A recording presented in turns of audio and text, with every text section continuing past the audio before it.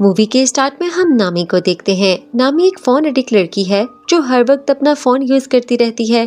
काम करते हुए, दोस्तों के साथ बातें करते हुए वो हर चीज अपने फोन पर रिकॉर्ड करती है। एक रात नामी बस से घर वापस जा रही होती है, मगर वहाँ उसकी आंख लग जाती है और इसी दौरान उसका फोन बस में गिर जाता है। उसे पता ही नहीं चलता और वो बस से उतर जाती है। यहाँ नामी का फोन एक लड़के को मिलता है। इसके बाद अगली सुबह नामी को पता चलता है कि उसका फोन कहीं गुम हो गया है। वो उसे हर जगह ढूंढती है। वहाँ नामी के घर में उसकी फ्रेंड भी आई होती है, तो वो उसके फोन से अपने फोन पर कॉल करती है। और वहाँ दूसरी तरफ जिसे नामी का फोन बस में मिला था, उस लड़के का नाम जून है। वो कॉल रिसीव करता है, मगर वो वॉइस चेंजर ऐप यूज करके फीमेल की आवाज में उससे बात करने लगता है। वो उसे कहता है कि उसे ये फोन बस में मिला था। जून उसे एक जगह आने का कहता है कि वहाँ वो उसे इसका फोन दे देगा। नामी ये सुनकर बहुत खुश हो जाती है। कॉल बंद होने के बाद जून नामी का फोन अनलॉक करने की कोशिश करता है, मगर फोन अनलॉक नहीं होता तो उसे बहुत गुस्सा आता है और वो गुस्से में फोन की स्क्रीन तोड़ देता है। दूसरी तरफ पुलिस को जंगल में एक लड़की की डेड बॉडी मिलती है जिसकी हालत काफी खराब थी। उसकी इन्वेस्टिगेशन डिटेक्टिव वूजीमान करते हैं, जो कि जून के फादर हैं। वो यहाँ अपनी टीम से कहते हैं कि उसे अपने बेटे पर शक है, जो काफी साल पहले गायब हो गया था। उनकी बात सुनकर दूसरा ऑफिसर भी हैरान होता है और वो लोग केस की इन्वेस्टिगेशन स्टार्ट कर देते हैं। इसके बाद हम नामी को उसके फादर के कैफे में देखते हैं। नामी अपनी जॉब के साथ साथ अपने फादर के कैफे में काम करती थी। काम करते हुए उसे कॉल आती है, जिससे नामी को पता चलता है कि उसका फोन टूट चुका है और उसे उस लेडी जिससे नामी की बात हुई थी उसने रिपेयर शॉप में रिपेयर करने के लिए दे दिया है। तो अब नामी को उसका फोन उसी रिपेयर शॉप से मिलेगा। अब नामी उस रिपेयर शॉप पर पहुंच जाती है। वहाँ एक लड़का था जिसने मास्क और कैप पहनी हुई थी, जिसकी वजह से नामी उसका चेहरा नहीं देख पाती। असल में वो लड़का जून ही था। अब यहाँ जून फोन रिपेयर करवाने के लिए नामी से एक फॉर्म फिल करवाता है, जिसमें वो उसकी सारी इन्फॉर्मेशन ले लेता है, घर का एड्रेस, यहाँ तक के फोन का पासवर्ड भी। इसके बाद वो फोन को ठीक करने के लिए रूम के अंदर ले जाता है और उसे ठीक करते हुए उसमें स्पाई सॉफ्टवेयर इंस्टॉल कर देता है, ताकि वो नामी पर हर वक्त नजर रख सके। और हैक करने वाली डिवाइस भी फोन में डाल देता है। फिर वो नामी को फोन दे देता है। नामी फोन लेकर वहाँ से चली जाती है, लेकिन उसके फोन जैसे दूसरे फोन को नामी के फोन के साथ अटैच कर दिया था। अब जून के पास जो फोन था उसके जरिए उसे नामी के फोन पर पूरी एक्सेस थी। वो नामी के फोन को इजीली यूज कर सकता था। अब जून नामी पर हर वक्त नजर रखे हुए था। कैमरे की मदद से वो उसे देख भी सकता था। इसके बाद हम देखते हैं कि जून नामी के फादर के कैफे में आता है, मगर नामी उसे नहीं पहचानती क्योंकि उस रिपेयर शॉप पर उसने मास्क पहना हुआ था। वो वहाँ एक स्पेशल ड्रिंक ऑर्डर करता है। जब नामी उसे ड्रिंक देने जाती है तो उस वक्त वो नामी की फेवरेट गेम खेल रहा होता है, क्योंकि उसे अब नामी के बारे में सब पता था कि उसे क्या क्या पसंद है। और वो इसी तरह नामी की पसंदीदा चीजों के बारे में बात करते हुए नामी को इम्प्रेस करने की कोशिश करने लगता है। यहाँ नामी के फादर उन दोनों को बात करते हुए देख लेते हैं। दूसरी तरफ डिटेक्टिव जिमन अपनी वाइफ का फोन चेक कर रहा था, क्योंकि वो जानता था कि उसकी वाइफ अपने बेटे से छुप कर बात करती है। फिर वो अपनी वाइफ को उस लड़की के मर्डर के बारे में बताता है और साथ ही कहता है कि उसे जून पर शक है, मगर उसकी वाइफ कहती है कि उनका बेटा ऐसा नहीं कर सकता। उसी वक्त जिमन के फोन पर उसके साथी का मैसेज आता है, तो वो फौरन वहाँ से चला जाता है। दूसरी तरफ जून उसी लड़की की तस्वीर देख रहा होता है जिसकी डेड बॉडी जंगल में मिली थी। यहाँ हमें अंदाजा होता है कि उस लड़की को जून ने ही मारा था। इसके बाद हम नामी को ऑफिस में उसकी बॉस के साथ देखते हैं। नामी की बॉस उसके काम से बहुत खुश थी, क्योंकि नामी की वजह से उन्हें एक बहुत बड़ा प्रोजेक्ट मिला था और इसी खुशी में वो नामी की सैलरी भी डबल कर देती हैं। और साथ ही वो नामी से कहती हैं कि सैलरी डबल होने की बात दूसरे एम्प्लॉयज को मत बताना। नामी ये बात मान जाती है। नामी बहुत खुश होती है। अब यहाँ उनकी सारी बातें जून भी सुन रहा था। इसके बाद वो नामी के घर जाता है और घर को अच्छे से चेक करता है, तो उसे नामी का दूसरा फोन भी मिल जाता है। यानी नामी के पास 2 फोन थे।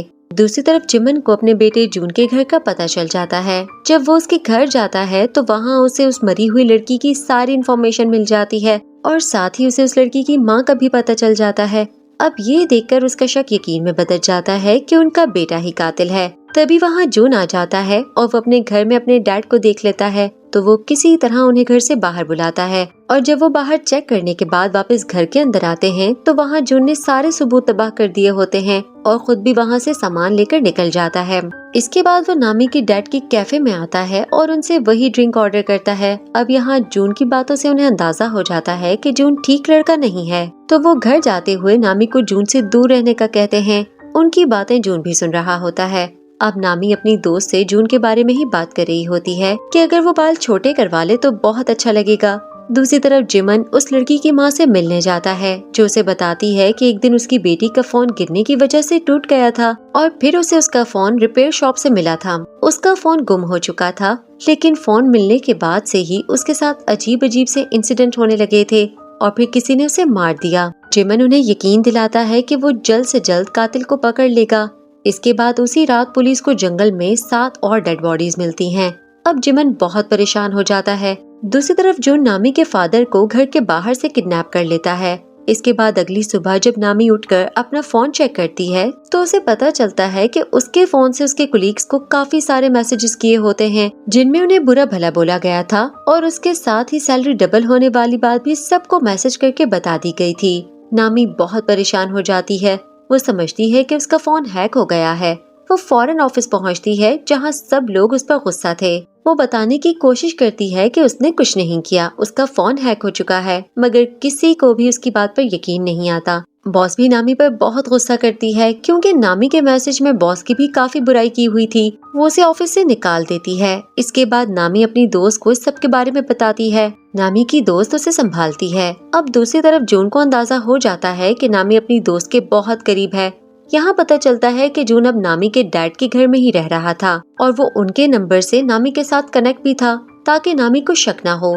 नामी और उसकी दोस्त दोनों पुलिस से भी मदद लेने की कोशिश करती हैं, मगर कोई फायदा नहीं होता। अब वो दोनों परेशान कैफे में बैठी हुई थीं कि तभी वहाँ जून आ जाता है। उसे भी सारी सिचुएशन का पता चल जाता है और वो उनकी मदद करने के लिए तैयार हो जाता है, क्योंकि उसने बताया था कि वो किसी सॉफ्टवेयर कंपनी में जॉब करता है। वो उसका फोन चेक करके बताता है कि उसका फोन किसी ने हैक कर लिया है और वो हर वक्त उस पर नजर रख रहा है। ये सुनकर वो दोनों काफी परेशान हो जाती हैं। इसके बाद जून नामी को बाहर बुलाकर कहता है कि ये काम किसी करीबी का है जिसे तुम्हारे बारे में सब पता हो, यहाँ तक के फोन का पासवर्ड भी।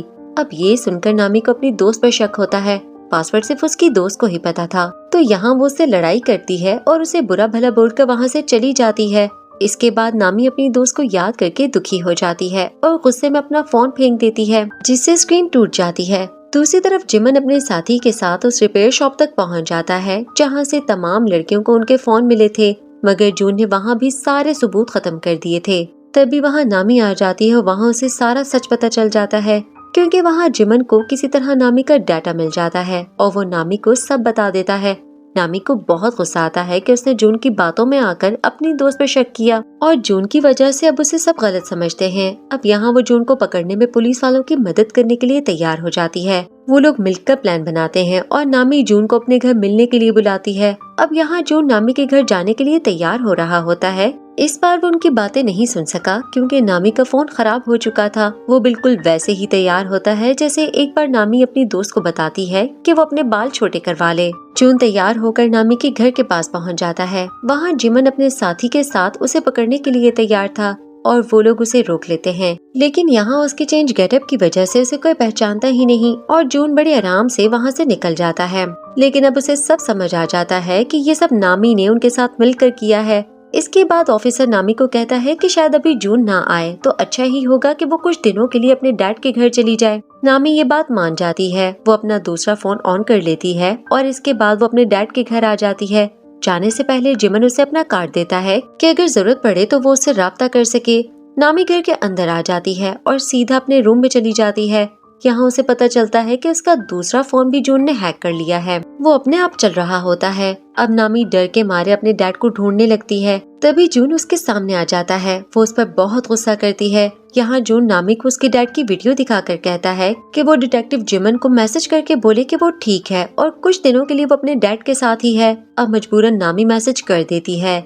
इसके बाद नामी के डैड को मारने की धमकी देते हुए जून नामी को खुद को टेप से बांधने का कहता है और वो अपने डैड को बचाने के लिए खुद को बांधने लगती है। जून उसके हाथ भी बांध देता है, मगर फिर भी वो नामी के डैड को बाथटब में डुबाने लगता है। नामी रोते हुए उसे ऐसा करने से मना कर रही थी और फिर जून नामी के मुंह पर टेप लगाकर उसे भी पानी में मरने के लिए फेंक देता है और उसकी तस्वीर लेकर अपने वॉलपेपर पर लगा लेता है। फिर वो बाहर आकर सोफे पर बैठ जाता है और डिटेक्टिव का कार्ड देखता है जिस पर लिखा था कि उसे मैसेज मत करना बल्कि कॉल करना, मगर उसने तो मैसेज करवाया था। मतलब पुलिस वाले समझ जाते हैं कि नामी मुसीबत में है और वहाँ पहुँच जाते हैं और जून को पकड़ लेते हैं और नामी और उसके डैड को पानी से बाहर निकाल लेते हैं। नामी तो ठीक थी मगर उसके डैड को होश नहीं आ रहा था। नामी ये देखकर घबरा जाती है। दूसरी तरफ जिमन अभी भी अपने बेटे को नहीं पहचानते और वो उसे मार मार कर अपने बेटे के बारे में पूछ रहे होते हैं और उसका फोन चेक करने में उसे अपने बेटे की भी पानी में डूबते हुए की तस्वीर मिलती है। मतलब उनका बेटा पहले ही मर चुका था और ये लड़का उनके बेटे के नाम से रह रहा था। वो किलर जिमन से कहता है कि वो अपने बेटे को पहचान ही नहीं पाया और उसकी वाइफ अपने ही बेटे के कातिल से बात करती थी। जिमन को अपने बेटे की मौत पर बहुत दुख होता है कि उसे ये पता ही नहीं चल सका। तभी यहाँ नामी आ जाती है और गन से उस किलर को मार डालती है। जिमन नामी के हाथ से गन ले लेता है ताकि इल्जाम नामी पर न आए। उसी वक्त नामी के डैड को होश आ जाता है और नामी अपने डैड को जिंदा देखकर बहुत खुश होती है। इसके बाद कुछ दिन के बाद का सीन दिखाया जाता है और सबको उस किलर के बारे में पता चल जाता है। नामी भी अपने डैड और अपनी दोस्त के साथ होती है और यहाँ हम किसी को नामी की तस्वीर लेते हुए देखते हैं और नामी भी उसे देख लेती है और इसी सस्पेंस के साथ ये मूवी यहाँ खत्म हो जाती है। Thanks for watching and please subscribe to the channel movie spot और बेल आइकन दबाना ना भूलें ताकि हमारी हर लेटेस्ट वीडियो की अपडेट्स आपको मिल सकें। Thank you.